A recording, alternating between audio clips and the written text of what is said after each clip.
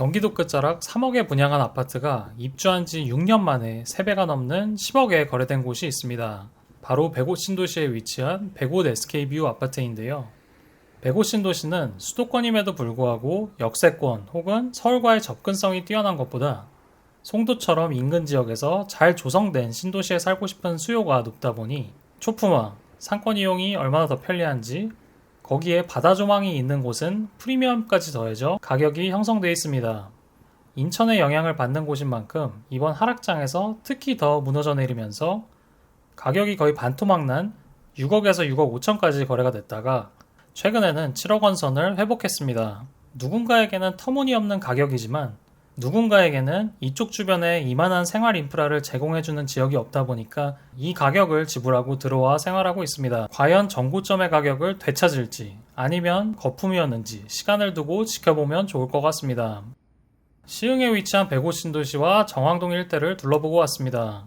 매매 전세 상황 그리고 백옷 정왕동을 볼 때 같이 봐야 할 지역 그리고 앞으로의 전망은 어떨지 같이 한번 알아보겠습니다. 시흥시 백옷동과 정왕동은 인천과 맞닿아 있다 보니까 그동안 역대급 입주 물량으로 무너져 내린 인천시장의 영향을 받아 굉장히 어려운 시기를 보냈다가 최근 몇 달 사이 매매가와 전세가가 회복되어 가는 모습을 보이고 있습니다. 올 초에는 매매는 물론 전세 손님이 거의 없었고 엎친 데 덮친 격으로 시와 MTB 아파트 4개 단지가 2023년 1월부터 3월에 몰려서 입주를 하다 보니 이 시기에 전월세 만기가 있었던 임대인이나 이사를 나가야 하는 임차인 모두 어려운 시기를 겪었습니다. 단지마다 약간 다르긴 하지만 상권 이용이 편리한 백옷 한신더유의 올 초 34평 매매가는 5억 초반에 형성돼 있었고 융자 없는 전세는 3억에서 3억 3천 사이로 간신히 나갔습니다. 불과 2년 전까지만 하더라도 이 단지는 최고가 8억 5천만 원을 기록했고 비슷한 시기에 전세가도 5억 이상 거래됐습니다. 이번에 다녀왔을 때 이 일대도 분위기가 바뀌어서 올 봄보다는 매매가가 1억 정도 회복되었고 전세가도 5천만 원 이상 회복돼서 매매가 같은 경우는 6억 이상, 전세가도 4억 이상부터 시작되는 분위기였습니다. 전고점 대비한 가격대는 75% 선으로 형성되어 있습니다. 전세 같은 경우는 3억 중후반대에서 잘 나가다 보니까 집주인들이 최근에는 4억 5천까지 높게 올린 경우도 있는데 아직 이 정도의 거래되는 분위기는 아니고 4억 원 정도의 거래가 되니마니 하는 느낌입니다. 백옷 이동에 위치한 한라비발디 인근은 중심상가 이용이 좀 아쉽다 보니까 더 낮은 가격대로 형성되어 있고요. 그리고 정왕동 구축단지들도 전세 매물이 부족한 건 마찬가지였습니다. 원래부터 매물이 많진 않았는데 한동안은 찾는 사람이 더 없다 보니까 거래가 되질 않다가 요즘은 좀 나간다고 합니다. 저는 사실 백옷이라는 입지가 지어진 지 30년 가까이 돼가는 정왕동 옆에 지어졌기 때문에 교통면에서도 그렇고 왼편으로는 인천 최대 규모의 남동공단, 아래쪽으로는 반월시화공단 일자리를 이미 갖추고 있다 보니까 분양 당시엔 미분양이었지만 시간이 지나면 송도만큼은 아니더라도 좋아질 거란 생각은 했지만 당연히 서울과 더 가까운 시흥 쪽이 더 높은 가격대로 형성될 거라 생각했습니다. 근데 지난 상승장 때 보니까 이곳은 서울 접근성으로 가치가 매겨지기보단 송도처럼 그 인근에서 생활하는 사람들 중에 잘 조성된 신도시를 찾고자 하는 사람들이 더 많이 찾는 지역이 되다 보니까 시흥 은계 쪽보다 더 비싼 10억에도 거래되면서 시흥 최고 입지 타이틀을 갖게 됐습니다.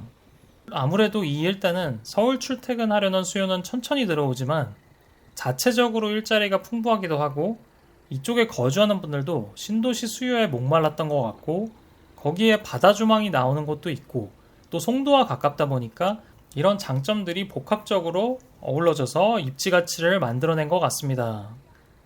백옷 인근에 조성된 시와 MTB 아파트들도 분양 당시에도 입지를 두고 설왕설래가 많았는데 일단 시화공단과 가까운 게 별로라는 분들도 있었지만 다른 한편으론 직장과 가깝고 신축인데 가격도 분양 당시에 백옷 신도시가 한창 오르고 있다 보니까 공단에 근무하는 분들도 많이 분양받았다고 합니다. 올 1월에서 3월 사이에 4개 단지가 한꺼번에 입주를 했는데 지금은 다 입주를 했고 전월세 물량은 거의 없다고 합니다.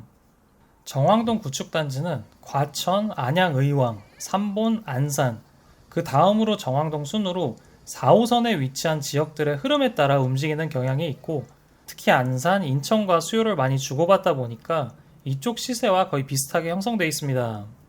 정왕동은 그동안 자체 상권이 위아래로 자리 잡고 있었지만 위로는 규모 면에서 좀 아쉽고 아래로는 공단과도 가깝다 보니 유흥 상권이 많아서 아쉬웠는데 100옷이 들어서면서 같이 형성된 상권 인프라를 쉐어하는 게 장점으로 보입니다.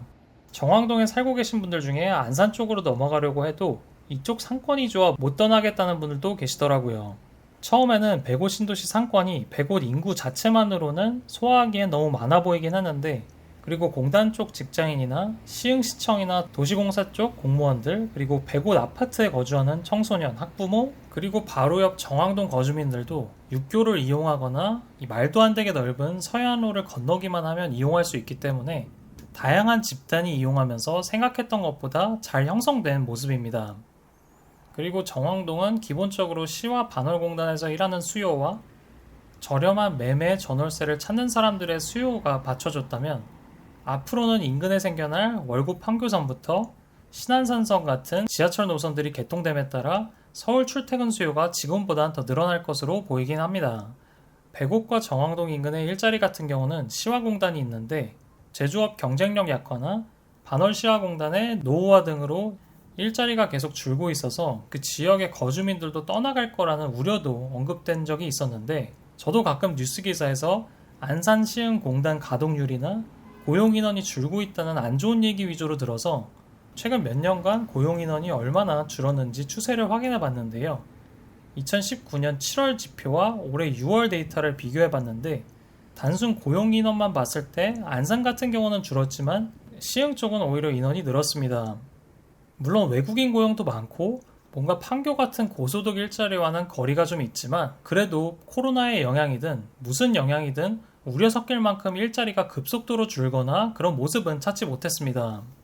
백옥과 정왕동 인근으로의 일자리가 양질의 면에서 좀 아쉽더라도 앞으로 극복이 가능할 걸로 보이는 게 교통 덕분이라고 생각합니다. 수인선을 이용해 인천 남동공단에서 일하는 직장인 수요도 넘어올 수 있고, 또 그 외에도 신안산선을 통해 서울로 출퇴근하는 수요도 넘어올 수 있을 거라 보고 있고, 그리고 백옥과 정왕동 왼편으로는 송도에도 일자리가 계속 생겨나고 있기 때문에 그 수요에 따라 백옥과 정왕동으로 퍼질 수 있어서 구축, 신축 모두 수요는 꾸준할 것 같습니다.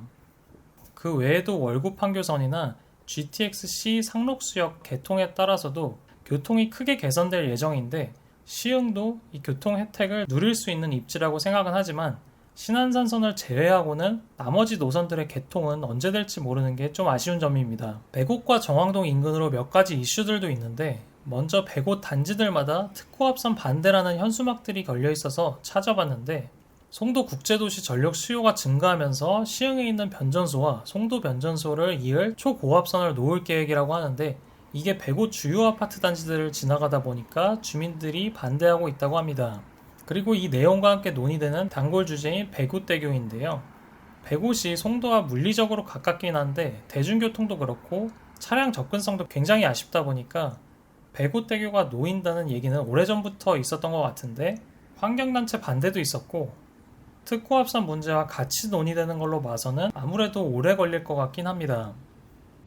오늘은 여기까지 하고 다음에 더 좋은 영상으로 찾아뵙겠습니다. 감사합니다.